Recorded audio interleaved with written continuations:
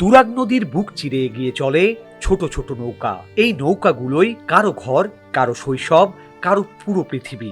জন্মে নেই নৌকা হয়েছে, আমার বয়স 50, মারপাত পরে নৌকা দেখছি। ব্রিটিশ আমল থেকেই প্রজন্মের পর প্রজন্ম ধরে এই নদীর বুকেই ভাসছে কিছু মানুষের জীবন। নৌকাই তাদের ঠিকানা, নৌকাতেই ঘুম, নৌকাতেই রান্না, নৌকাতেই স্বপ্ন দেখা। আমার এক সমস্যা, নৌকা ঘুরে গেলে আমার একটু কষ্ট। পুলান লয়ে ঘুমাই থাকলে নৌকাতে পানি লইয়া নৌকা চলে যায়, মারা যায়। একটি ছোট নৌকায় আছে একটি টিভি, এক কোণে রান্নার চুলা, কাপড় শুকানোর দড়ি, আর বেঁচে থাকার অসংখ্য নীরব সংগ্রাম।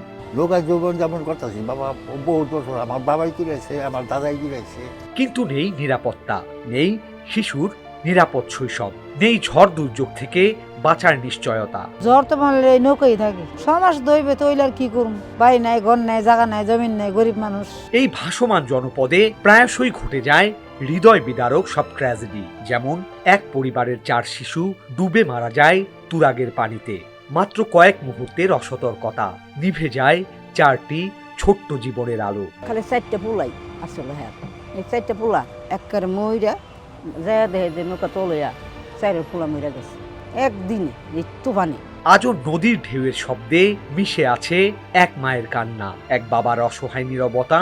যে নৌকায় এক সময় শিশুদের হাসি ছিল, আজ সেখানে শুধুই শোকের ভারী নিস্তব্ধতা। তার মধ্যে রুটি বান্ধা হয় ওই বাচ্চাদের, পানি তুলে জায়গা। নগরের উন্নয়ন, নানা পরিকল্পনা, নানা কমিশনের ভিড়ে অবহেলিতই থেকে যায় এই সব জীবন। পানি যে বর্ষা হইতেছে, কই যামু, চিয়াম্বির জায়গা, খাসের জায়গা, নিজের জায়গা, পরের জায়গা। যাদের জন্ম নদীতে, বড় হওয়া নদীতে, কখনো কখনো মৃত্যু নদীতেই। তারা শুধুই পরিসংখ্যান নয়, তারা মানুষ। তাদেরও স্বপ্ন আছে, ভয় আছে, আছে বেঁচে থাকার অধিকার।